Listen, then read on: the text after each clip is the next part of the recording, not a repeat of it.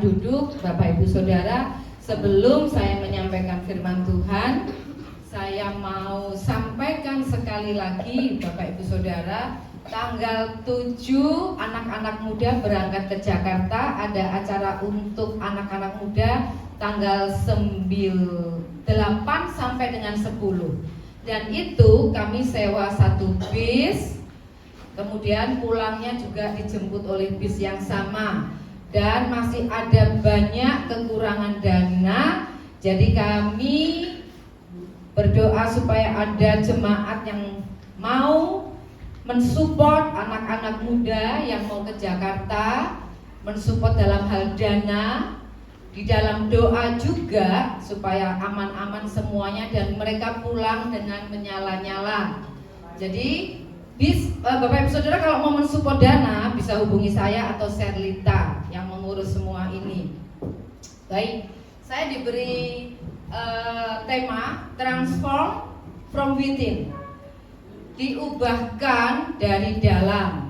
Bapak Ibu Saudara, kita semua tahu kalau kita ini nyuruh anak kita, ya, kalau itu tidak dari dalam hatinya, kesadaran itu dari dalam hatinya, mereka itu tidak akan mau. Misalnya waktu anak nggak mau belajar, kita paksa-paksa mereka untuk belajar.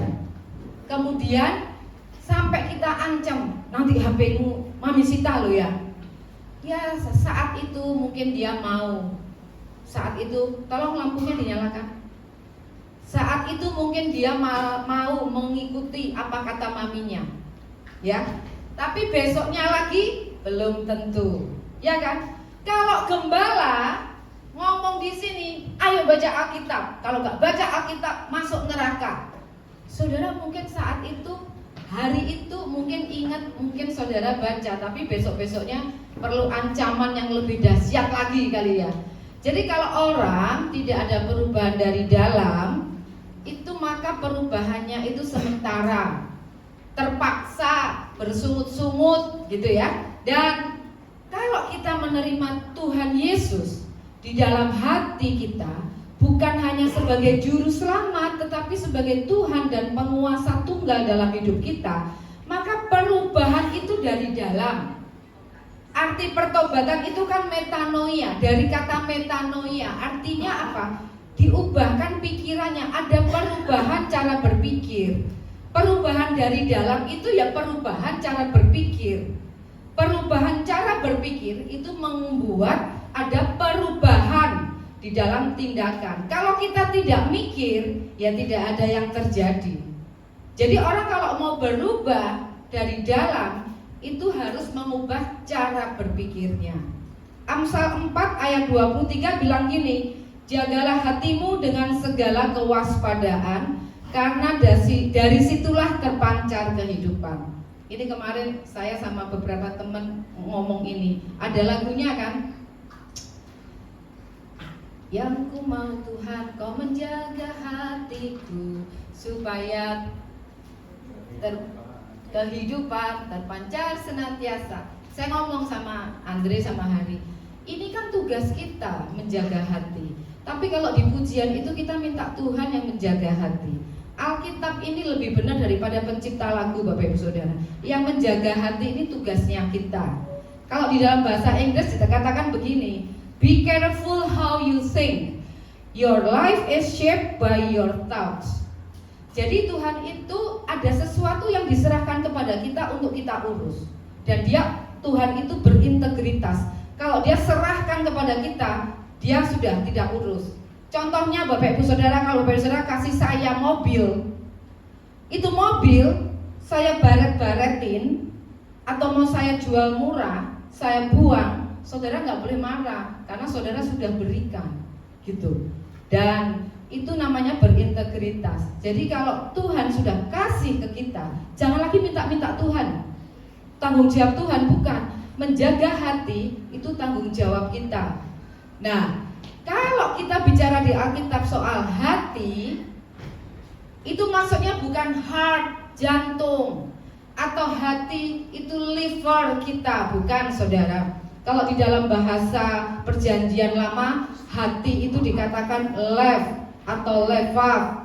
Dan di dalam perjanjian baru itu kardia.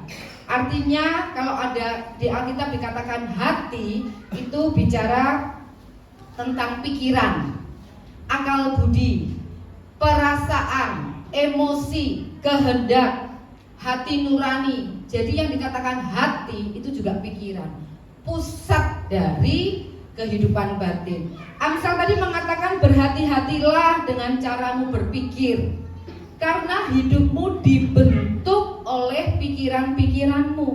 Jadi keadaan kita hari ini, sekarang ini, itu hasil dari cara kita berpikir. Jadi cara berpikir kita menghasilkan tindakan, dan itulah kita hari ini. Keadaan kita hari ini sebagai hasilnya. Amsal 23 ayat 7 mengatakan begini di dalam bahasa Inggris, lebih jelas. For as he think in his heart, so is he. Jadi kalau kita pikir sebagaimana dia berpikir di dalam hatinya, begitulah dia. Jadi kalau kita berpikir, aku gak bisa, saudara akan gak bisa juga. Kalau saudara bilang, aku ini dari kecil sakit-sakitan, makanya aku ini dikwepang, aku memang sakit-sakitan. Saudara ya sakit-sakitan. Karena memang terbukti teman-teman saya di Prabu Muli itu kayak satu budaya, pada punya mami angkat, papi angkat, tapi tetap sakit. Karena bukan itu masalahnya ada di pikiran. Jadi ini saya cerita tapi saya belum izin sama orangnya memang izin hari ini tidak hadir. Ada ketua kesan di tempat ini yang dulunya dia itu introvert banget, mungkin sampai sekarang masih introvert. Dia tuh suka sekali kalau habis ibadah langsung pulang. Dulu dia di Prabu Muli, orang ngomong namanya, saya nggak tahu siapa itu. Jadi itu loh sepupunya Ko Ferdi, saya nggak tahu karena gitu kalau habis ibadah menghilang. Tapi saudara tahu kenapa dia bisa jadi ketua kesan saat ini dan kesannya bagus? Itu kesannya yang paling heboh. Temanya setiap hari mie, ya. Saya tidak termasuk di situ karena saya nggak suka mie. Dan bukan hanya kirim-kirim foto, karena kalau di kesannya yang saya ikuti ini kirim-kirim foto makanan, ya kan? Nggak pernah pergi. Kalau kesannya dia ini pergi makan mie beneran, bukan cuma foto, Bapak Ibu Saudara. Nah, kenapa dia waktu itu mau jadi ketua kesan? Itu dimulai dari perubahan cara berpikirnya. Dia melihat temannya SMA. Saudara bisa konfirmasi anggota kesannya, temannya SMA ini dulu SMA sama kayak dia. Begitu ketemu lagi, loh kok beda? Dia kalah, udah kalah jauh. Dia mulai pikir, oh temenku ini maju banget gara-gara dia ketuanya CG. Akhirnya terjadi perubahan pikiran, perubahan cara berpikirnya diubah. Waktu Pak Andrew ngomong, gimana kalau kamu jadi ketua kesan? Waktu dia ngomong, ya, saya yang kaget. Loh, padahal dia orang yang benar-benar nggak bisa ngomong, pemalu, tetapi dia hari ini luar biasa banget, berubah banget. Karena apa? Mengubah cara berpikirnya. Jadi cara mengenal Tuhan, cara melihat masa depan, keuangan, seks, hubungan kita dengan orang lain, semuanya itu dimulai dari cara berpikir kita. Kalau mau hidup kita berubah, sekali lagi mari kita ubah cara berpikir kita. Karena cara berpikir itu menentukan arah hidup kita, menentukan keberhasilan kita, keuangan kita, masa depan kita, kesehatan kita juga. Dan perubahan cara berpikir itu membuat perubahan di dalam jasmani kita. Kalau kita baca di 2 Petrus 1 ayat 2-3, kasih karunia dan damai sejahtera melimpahi kamu oleh pengenalan akan Allah dan akan Yesus Tuhan kita. Karena kuasa ilahinya telah menganugerahkan kepada kita segala sesuatu yang berguna untuk hidup yang saleh oleh pengenalan kita akan Dia yang memanggil kita oleh kuasanya yang mulia dan ajaib. Jadi saudara, kalau saudara mau damai sejahtera, saudara tidak perlu lagi mikir aku ke gunung, ke pantai, ke bulan atau kemana, nggak perlu. Saudara mengenal Tuhan, pikiran kita mengenal Tuhan, maka ada damai sejahtera gratis Bapak Ibu Saudara. Tidak perlu biaya besar, tidak perlu juga menanggung resiko kecelakaan. jaga kota Palembang saja dengan pikiran mengenal Tuhan, maka damai sejahtera itu menguasai kita. Definisi kegilaan, Bapak Ibu Saudara, ini Albert Einstein. Mau perubahan tetapi melakukan hal yang sama terus-menerus. Bapak Ibu Saudara jangan tersinggung, ini kata Albert Einstein. Mau berubah nasibnya, mau berubah rumah tangganya, mau berubah masa depannya, mau berubah kebiasaannya, tapi tidak mau mengubah cara berpikirnya, itu namanya kegilaan. Dan kenapa? Saya juga sempat sharing waktu habis doa Jumat. Kenapa orang itu kalau sudah putus dari pacarnya, dia cari lagi kemudian dia putus lagi. Atau orang yang menikah dia cerai, kemudian dia menikah lagi, cerai lagi, punya masalah yang sama. Itu karena cara berpikirnya tidak diubahkan. Kepengen sesuatu yang berbeda, cara berpikirnya tidak diubahkan. Ya hasilnya sama terus seperti itu. Kenapa orang tidak mau submit, terikat di dalam satu gereja lokal? Karena cara berpikirnya. Pikirannya itu kalau ke gereja itu seperti di bioskop. Dia cari gereja yang sesuai dengan maunya, gereja yang ideal menurut dia. Ada yang bilang aku nggak mau komit karena ada satu hal yang aku belum cocok. Saudara coba kelilingi gereja-gereja saudara. Bukan cuma satu hal yang saudara nggak cocok, bisa banyak yang nggak cocok. Itu dari cara berpikir. Kemarin yang ikut Zoom online dengan MBC Bandung itu bagus juga, Pak Bambang mengingatkan kita kalau mau membentuk besi, kalau besi itu tidak diikat dulu, dipukul centang dia mencelat, dipukul lagi centang dia mencelat lagi. Besi itu harus diikat dulu, baru dipukul, pukul, baru bisa dibentuk. Itu dari cara berpikir. Kenapa orang hari-hari ini sulit keuangannya? Sudah kerja keras, rajin, suka menabung, sudah berdoa, kok nggak ada perubahan? Karena pola pikirnya juga tidak diperbarui. Akhirnya tindakannya begitu berulang-ulang. Dan masalahnya orang Kristen, ini sering saya bilang, cara berpikirnya itu cara berpikir agamawi, cara berpikir yang alami. 1 + 1 sama dengan 2 itu alami. Tapi kalau 2 ikan, 5 roti dan 2 ikan jadi 5 untuk 5.000 orang laki-laki belum perempuan belum anak-anak dan sisa 12 bakul, itu bukan alami. Itu cara berpikir kerajaan Allah. Roma 12 ayat 2, ini ayat yang terkenal yang sering kita tahu.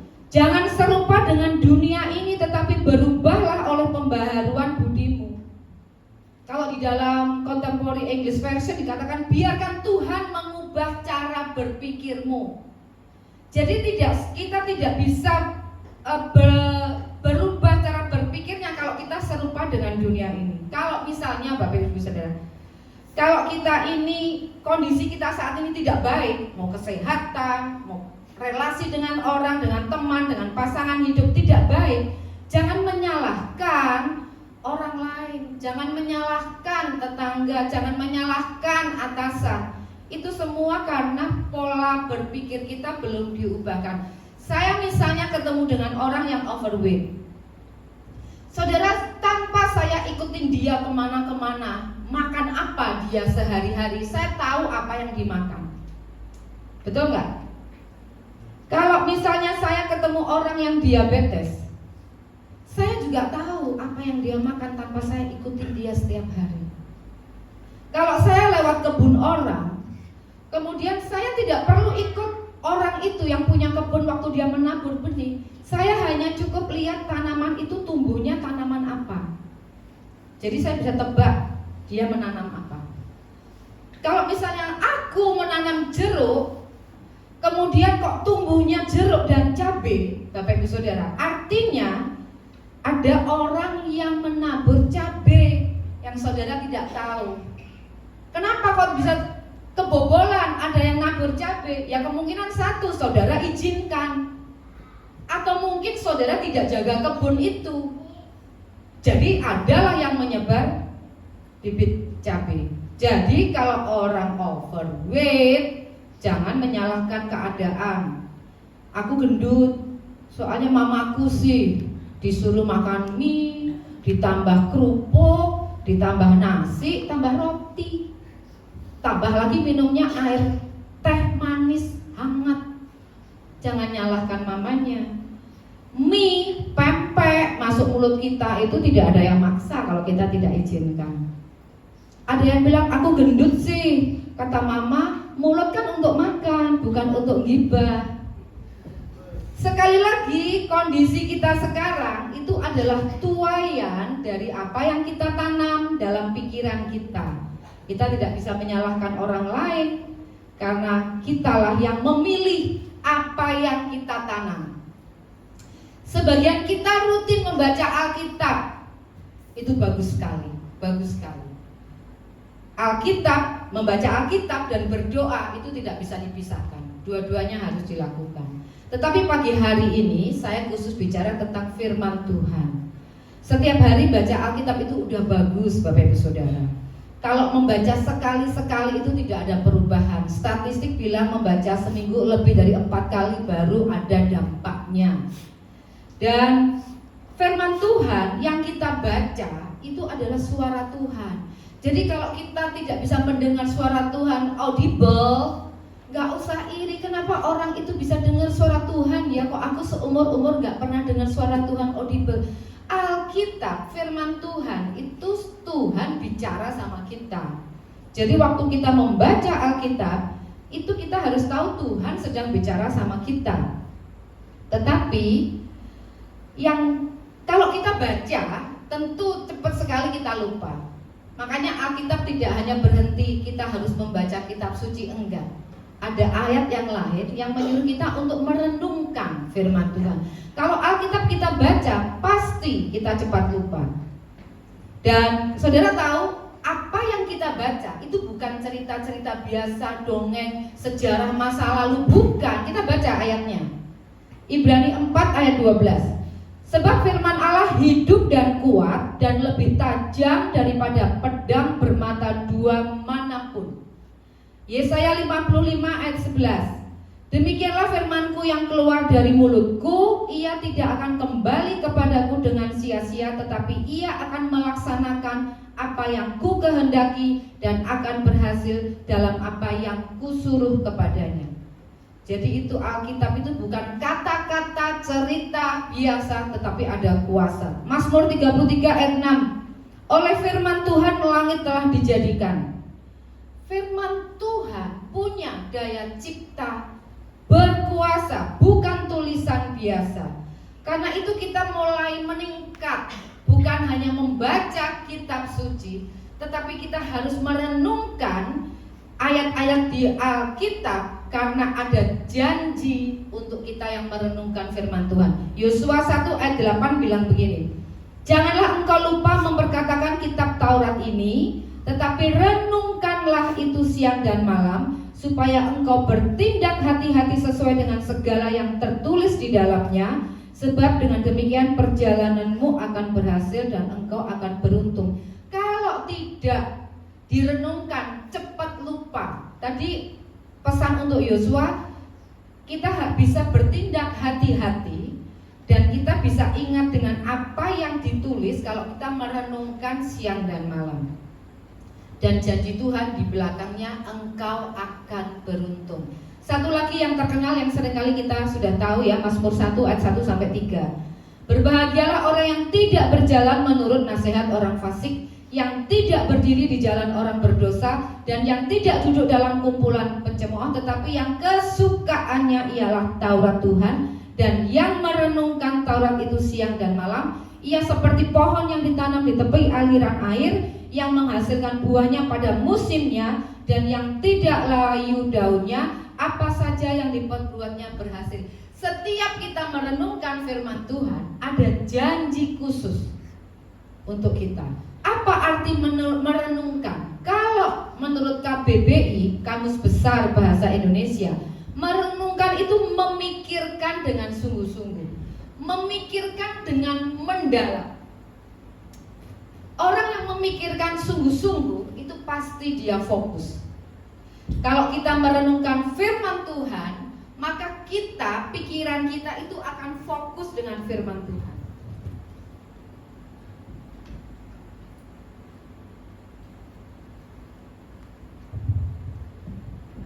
Kalau kita merenungkan firman Tuhan, maka pikiran kita akan fokus kepada firman Tuhan. Dan cepat atau lambat firman Tuhan itu akan tertanam di dalam pikiran kita, di dalam hati kita, dan tidak pernah meninggalkan kita. Tetapi seringkali kita melakukan perenungan yang negatif. Jadi merenungkan tuh ada yang positif, ada yang negatif. Nah, seringkali kita itu merenungkan yang negatif, memikirkan dengan sungguh-sungguh, memikirkan dengan mendalam, tapi yang negatif. Makanya kita itu bisa khawatir, takut, gak ada damai sejahtera, karena yang direnungkan yang negatif. Kalau kita merenungkan yang negatif terus, pasti lama-lama kita akan meragukan firman Tuhan. Kalau kita merenungkan yang negatif, misalnya si ini gak sesuai, sikapnya begini, gak menyenangkan, hasilnya apa Bapak Ibu Saudara? Hasilnya itu kepahitan, kekecewaan, jengkel. Perenungan yang negatif kita lakukan terus menerus, maka tidak ada damai sejahtera. Ketemu orang itu tambah jengkel. Kalau itu yang kita renungkan secara negatif. Merenungkan firman Tuhan siang dan malam, artinya firman Tuhan itu tidak pernah lepas dari pikiran kita. Terus orang-orang yang kerja bilang gini, loh aku kan bukan pendeta, masa waktu aku kerja kok merenungkan firman Tuhan? Saudara, kalau punya tagihan yang sudah jatuh tempo tapi dana saudara tidak ada, apa yang saudara renungkan di dalam pikiran saudara? Aduh, tinggal 2 hari lagi. Aduh, aku cari duit dari mana ya? Selalu yang dipikirkan, direnungkan apa? Tagihan. Mau utang kemana? Mau pinjam siapa? Saudara waktu makan mikir tagihan. Waktu mandi saudara pikir tagihan. Waktu nyetir saudara pikir. Waktu tidur kebawalah dalam mimpi dikejar-kejar debt collector. Jadi waktu kita makan saja kita bisa merenungkan yang negatif. Kenapa kita tidak bisa merenungkan firman Tuhan waktu kita makan? Betul nggak? Jadi kalau kita memikirkan tagihan menimbulkan rasa khawatir, kalau kita merenungkan firman Tuhan, hasilnya damai sejahtera, sehat-sehat, berhasil. Tapi kenapa kalau kita protes disuruh merenungkan firman Tuhan? Nah, sekarang saudara pilih mana? Mau yang merenungkan yang negatif atau mau merenungkan yang positif? Orang yang merenungkan firman Tuhan pasti muncul iman. Kalau kita tidak merenungkan firman Tuhan, kalau kita merenungkan firman Tuhan, renungkan terus, pikirkan terus, Tuhan akan bicara sama kita. Kalau saudara hari-hari ini rasanya sumpek, stres, tidak bahagia, pasti saudara tidak merenungkan firman Tuhan. Saudara bingung, mikirin rencana mesti A, B, C, terus dipikirin, bingung sendiri. Saudara tidak percaya dengan firman Tuhan. Saudara merasa tidak berguna merenungkan firman Tuhan. Jadi saudara masukin terus masalah saudara, pikirin terus, tapi tidak menemukan penyelesaian. Jadi kalau merenungkan firman Tuhan, itu hasilnya kesembuhan dan kehidupan. Kita baca ya di Amsal 4 ayat 20 sampai 23. Hai anakku, perhatikanlah perkataanku, arahkanlah telingamu kepada ucapanku. Janganlah semuanya itu menjauh dari matamu, simpanlah itu di lubuk hatimu. Karena itulah yang menjadi kehidupan bagi mereka yang mendapatkannya dan kesembuhan bagi seluruh tubuh mereka.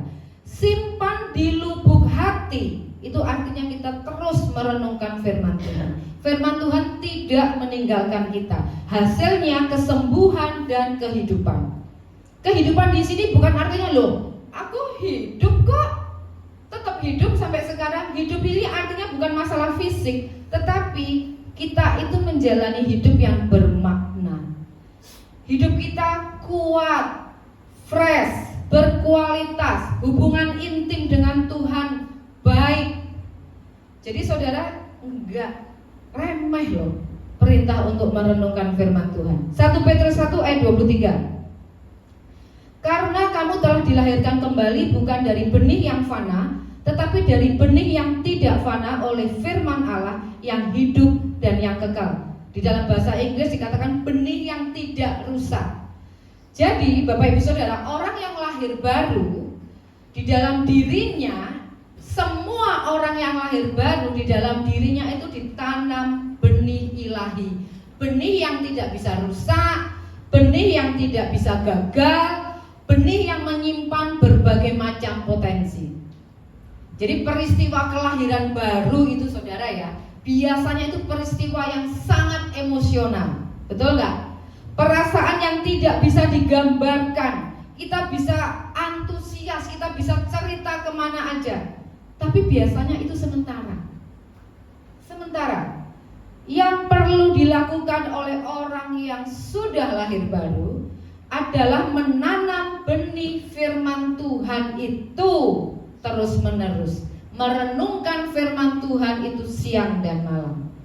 Ada banyak kan kita saksikan di media sosial orang yang terima Yesus, saksi di mana-mana. Balik lagi ke agama sebelumnya. Kemarin ada lagi yang baru heboh. Aduh, siapa tuh yang hitam, kecil, kurus, agak jelek itu? Siapa itu? Ya, dia cerita dulu gimana, balik lagi. Aduh, itu kalau orang sudah menerima Yesus sebagai Tuhan, itu harus ditanam terus benih firman Tuhan. Kalau enggak ngerti apa-apa. Coba ini Ajeng ini bertobat tuh gara-gara dia menerjemahkan Alkitab ke bahasa Sekayu. Tapi dia tahu Isa Al-Masih itu Tuhan, tahu. Dia diajak mentornya atau apanya untuk terima Yesus, tahu dia. Tapi waktu saya ngomong kamu perlu dibaptis, dia bingung, loh dibaptis itu apa gitu ya. Ya kalau kita tidak mengerti firman Tuhan begitu, hanya tahu Yesus Tuhan dan sudah. Dan itu sangat rentan sekali, dan iblis paling suka kalau cuma berhenti sampai di situ. Dan ikut DK dan HB pun Bapak Ibu Saudara, kalau itu tidak tertanam di hati saudara, di pikiran saudara, itu semua percuma. 1 tahun selesai DKHB, selesai, hilang semua, menguap nggak tahu kemana, ya kan? Karena DK dan HB itu akhirnya jadi pengetahuan, tidak mengubah hidup kita. Jangankan tinggal sebagai pengetahuan, nggak ada bekasnya, lupa. Jadi kalau benih ilahi itu tidak bisa gagal, tidak bisa rusak. Tapi kenapa ya kita orang-orang yang sudah lahir baru, kita kok gagal? Benar nggak? Bahkan seumur-umur percaya Tuhan Yesus, jadi penonton. Orang lain menikmati semua persediaan dari Tuhan, kita itu penonton aja. Padahal benih yang dikasih itu sama loh. Jangan nggak gini loh. Oh benih kalau buat Jingjing yang terbaik, buat Pak Daud yang kopong. Enggak. Kalau dari Tuhan, benih itu semua sama. Benih yang menyimpan potensi, benih yang tidak pernah gagal. Saya memang pernah ngobrol sama Pak Andrew begini. Kenapa ya orang itu datang beribadah? Sama loh benih yang ditabur, ya kan? Sama yang dia dengar, makanan firman Tuhannya sama. Tapi begitu sudah selesai pulang, hasilnya kok berbeda-beda, ya kan? Yang tersinggungan tetap tersinggungan, betul kan? Ada yang pintar firman Tuhan, hafal apa yang disampaikan Pak Andrew, tapi kok ya gak berbuah-buah. Ada banyak hasilnya berbeda-beda. Kenapa? Saudara tahu, di Alkitab mencatat kita manusia itu ada 4 tipe tanah. Hatinya, hati atau pikiran ya, itu ada 4 tipe yang Alkitab tulis. Kita mau baca ya dengan cepat. Markus 3 ayat 3 sampai 8. Ayat 3. Dengarlah, adalah seorang penabur keluar untuk menabur. Pada waktu ia menabur, sebagian benih itu jatuh di pinggir jalan, lalu datanglah burung dan memakannya sampai habis. Ayat 5. Sebagian jatuh di tanah yang berbatu-batu yang tidak banyak tanahnya, Lalu benih itu pun segera tumbuh karena tanahnya tipis. Tetapi sesudah matahari terbit, layulah ia dan menjadikan kering karena tidak berakar. Sebagian lagi jatuh di tengah semak duri, lalu makin besarlah semak itu dan menghimpitnya sampai mati, sehingga ia tidak berbuah. Dan sebagian jatuh di tanah yang baik, ia tumbuh dengan suburnya dan berbuah. Hasilnya ada yang 30 kali lipat, 60 kali lipat, ada yang 100 kali lipat. Jadi benih yang ditabur itu adalah firman Allah. Pikiran atau hati kita ini tanahnya. Benih tidak bisa gagal, benih tidak bisa rusak, dan semua benih yang ditaburkan itu sama. Dan kitalah yang bertanggung jawab mengadakan tanahnya. Kalau yang pertama tadi, benih yang jatuh di pinggir jalan, Bapak Ibu Saudara, itu penabur menaburkan firman. Dan kita, kalau kita di posisi perumpamaan yang pertama tadi, orang yang di pinggir jalan, itu firman Tuhan itu tidak nyampe sama sekali, Bapak Ibu Saudara. Masuk telinga kiri, keluar telinga kanan. Jadi Bapak Ibu Saudara duduk di tempat ini, firman Tuhan ditaburkan, masuk telinga kiri, keluar telinga kanan. Jadi orang yang datang tidak ada kerendahan hati untuk mendengarkan firman Tuhan. Selama beribadah mungkin ngantuk, mungkin lihat, mungkin gamenya di silent. Ada tuh, lihat sebelahnya ada nggak yang gamenya di silent. Kemudian scroll TikTok, Instagram. Hatinya tidak tertuju kepada firman Tuhan. Dan ini iblis suka sekali. Makanya iblis tidak keberatan saudara ke gereja. Karena apa? Firman Tuhannya jatuh di pinggir jalan, nggak nyangkut sama sekali. Jadi jangan heran kalau sudah bertahun-tahun jadi orang Kristen saudara, tidak ada yang saudara tanam di dalam pikiran saudara. Orang lain menuai, saudara tidak menuai. Saudara punya masalah, saudara berdoa keras-keras, saudara tidak akan menerima apa yang Tuhan sudah sediakan. Saudara tidak pernah menanam benih itu. Jadi kalau saya tidak pernah mengambil firman Tuhan tentang kesembuhan, saya tidak pernah menanam firman tentang kesembuhan. Pada saat saya teriak-teriak minta kesembuhan, paling banter saya ambil Panadol. Saya tidak akan mengalami kesembuhan. Saya cerita ini bukan berarti saya dengan Pak Andrew itu sudah lulus soal kesembuhan. Kami sedang berlatih. Pernah saudara hari Selasa, nggak tahu ya, hari Minggu ini, waktu saya kalau menyiapkan firman Tuhan tidak bisa cepat-cepat, tidak bisa mepet. Jadi saya jauh-jauh hari menyiapkannya. Tetapi heran sekali minggu ini saya sakit kepala itu 3 kali.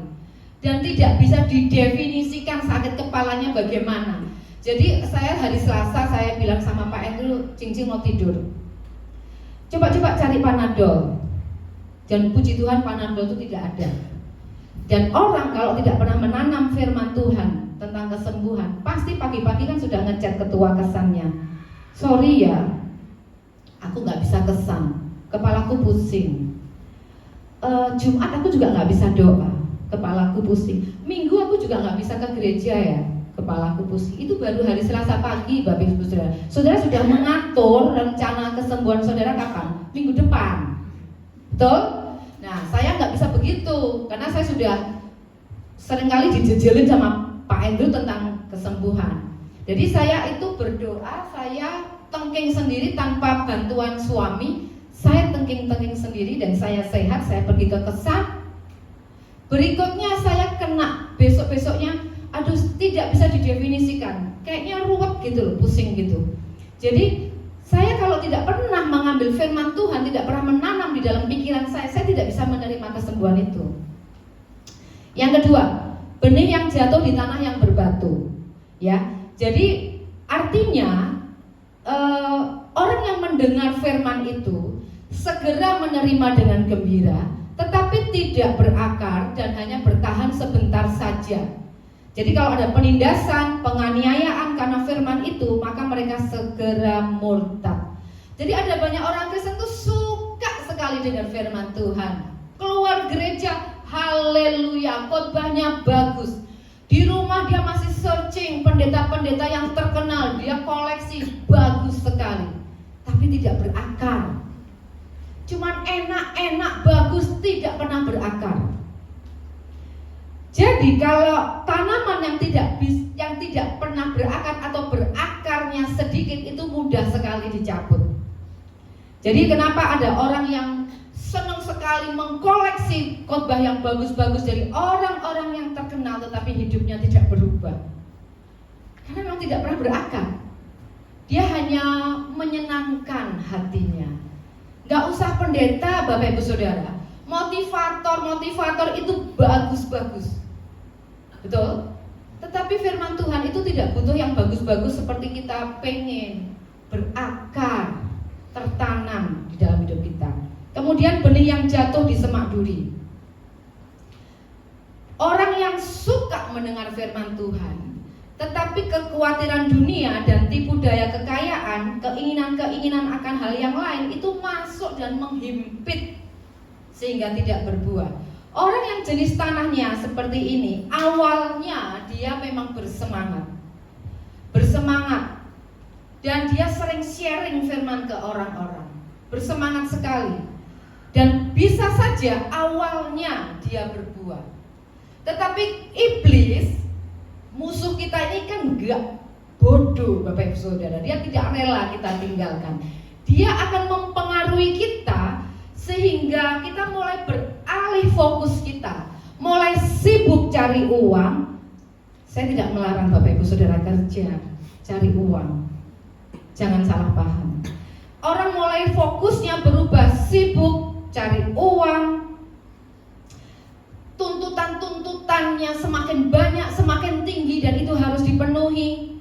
Maka fokusnya akan beralih, dan kemudian dia mulai memenuhi standar dunia. Kalau mobil semacam apa punya gereja, saya sampai nggak ingat punya gereja, karena saya nggak berpikir dulu pakai mobil Sigra. Mobil Sigra, mobilnya Grab, Gojek, tuntutannya bukan Sigra, harus lebih tinggi, dia kejar. Tuntutannya sudah tinggi, ganti yang lain lagi. Oh, sekolahnya nggak bisa sekolah yang murah, tuntut lagi sekolah yang mahal. Saudara, kalau yang sepertinya itu bagus, tanda kita bertanggung jawab sama keluarga, tetapi itu mengalihkan fokus kita kepada firman Tuhan, itu tidak dari Tuhan. Saudara percaya ada banyak orang yang dari keluarga yang sederhana, dia cinta Tuhan. Saya seringkali cerita di kelas sekolah minggu B pun saya cerita, orang yang dulu sederhana yang saya temui di MDC Malang, sederhana sekali, sampai Sarah itu dapat job ngedance secara rutin, Sarah ikut IO itu, dia diajak karena dia bisa dance, penampilannya oke, cuman belum dipoles aja, dan itu untuk membayar SPP. Tapi dia cinta Tuhan, keluarganya cinta Tuhan. Sekarang Tuhan angkat dia jadi pramugari di Cathay Pacific. Jadi kalau saudara lihat liburannya, dia ada di Dubai, ada di UK, ada di mana-mana gitu. Padahal dulu nggak dianggap. Sekolahnya sekolah, bukan sekolah yang punya nama, benar gitu.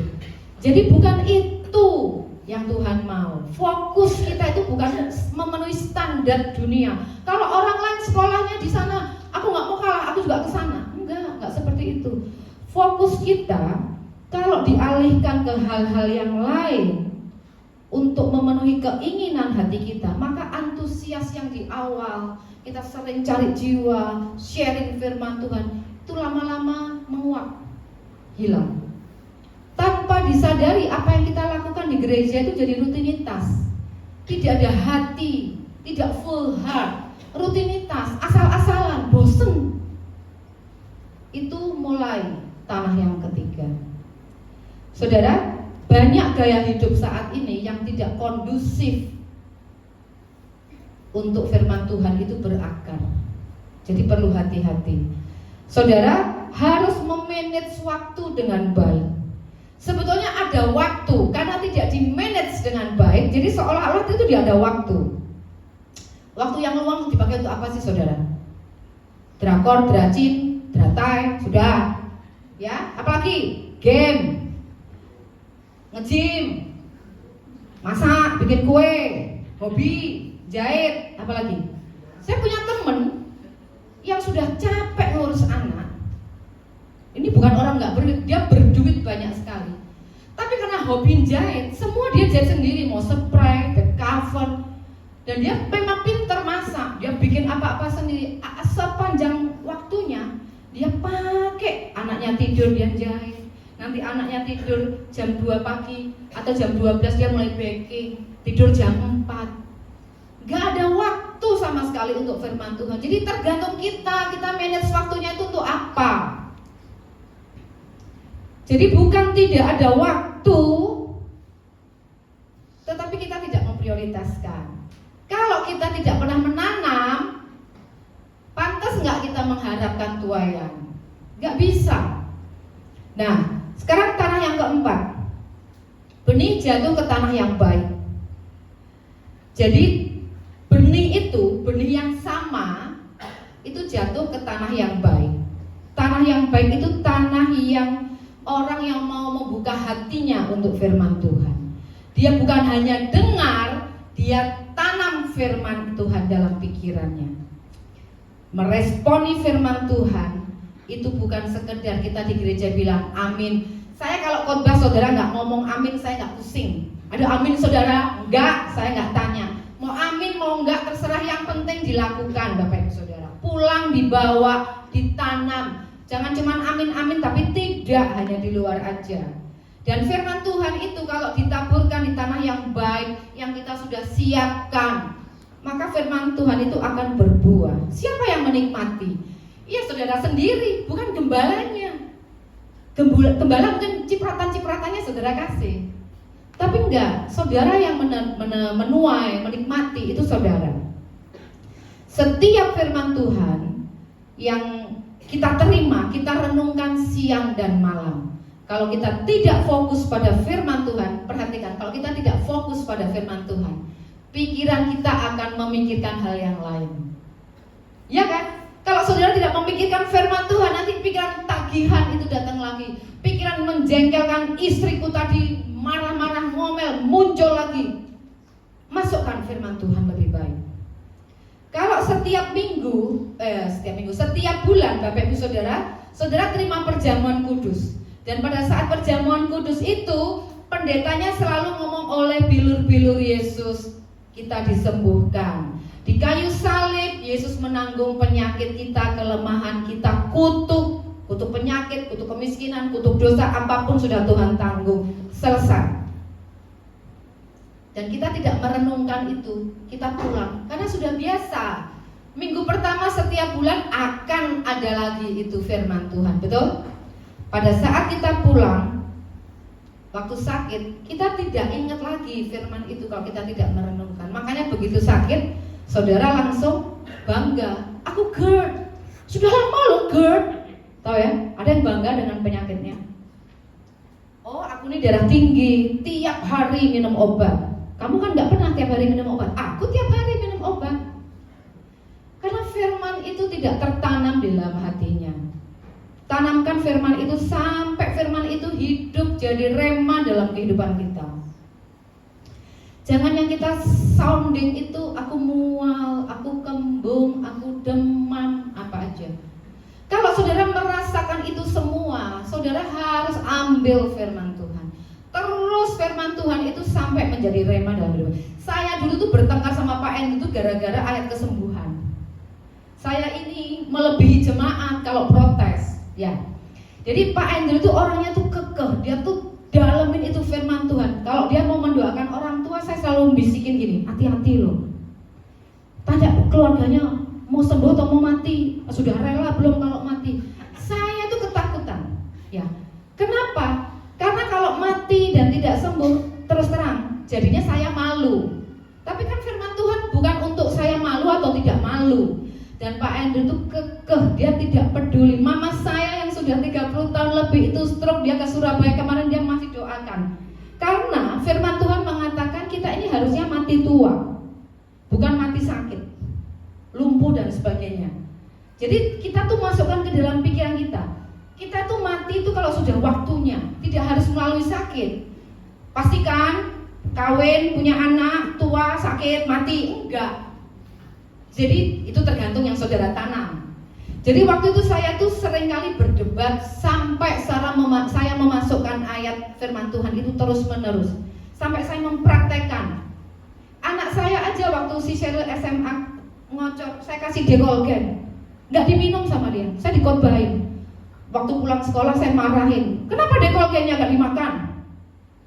Mami ini gak mau doa, percaya obat. Nih si Cheryl ngocornya udah berhenti. Dia ngikutin papinya waktu itu.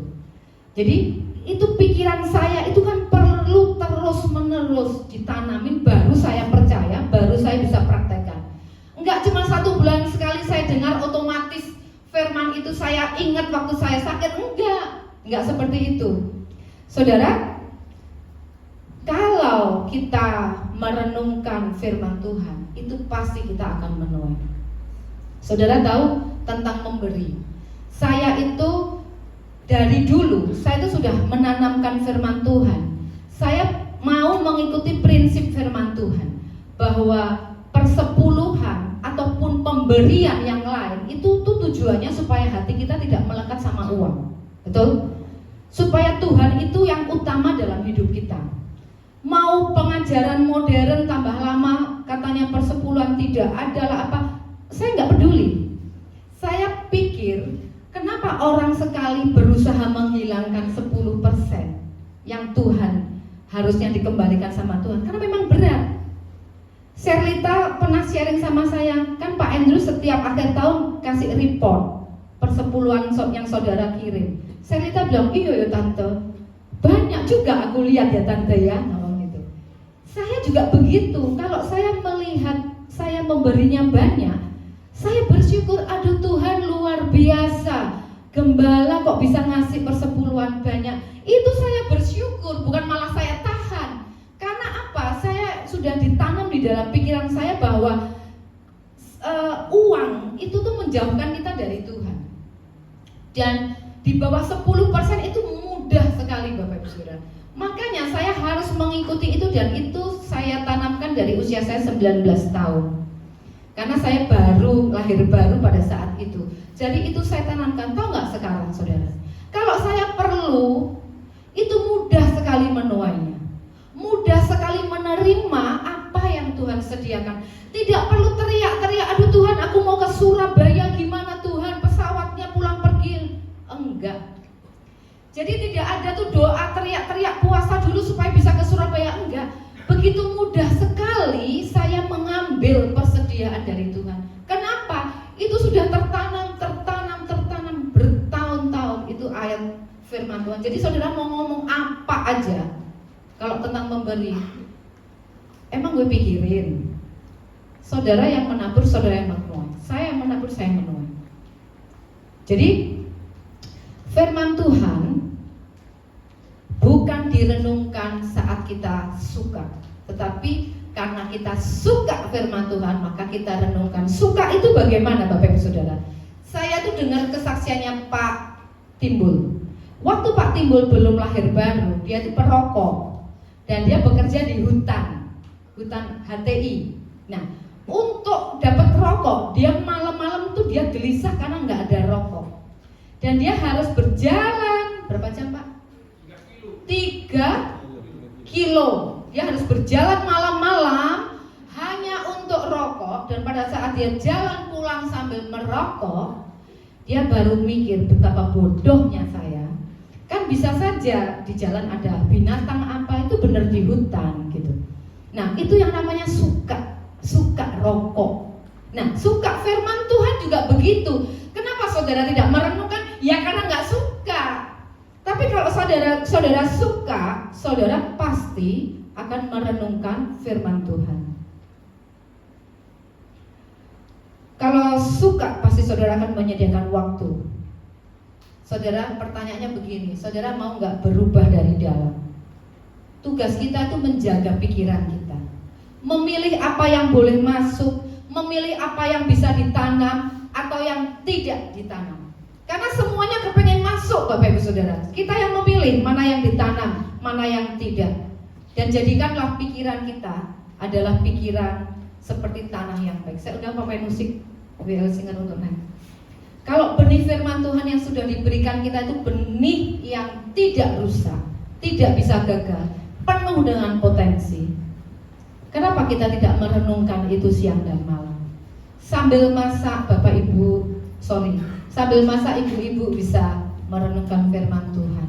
Sambil nyetir cari order bisa merenungkan firman Tuhan. Di mana saja bisa merenungkan firman Tuhan. Tapi saudara harus tahu, meskipun merenungkan firman Tuhan itu bisa di mana saja, kapan saja, saudara harus tahu bahwa kita perlu punya waktu yang tenang bersama dengan Tuhan. Waktu yang tenang untuk kita merenungkan firman Tuhan. Duduk diam supaya Tuhan berbicara kepada kita. Jadi tetap kita harus mengatur waktu-waktu kita dengan baik supaya ada waktu tenang kita bersama dengan Tuhan. Jangan bilang 1 jam, mulai dulu dengan 10 menit, 15 menit. Gak akan terasa kita akan merenungkan firman Tuhan. Mari kita datang kepada Tuhan, renungkan firman Tuhan tadi. Apa yang perlu saudara tanam dalam pikiran saudara? Kerinduan saudara akan firman Tuhan, itu yang mendorong saudara untuk bisa merenungkan firman Tuhan. Sampai firman Tuhan itu tidak pernah lepas dari pikiran kita, menggait hidup kita.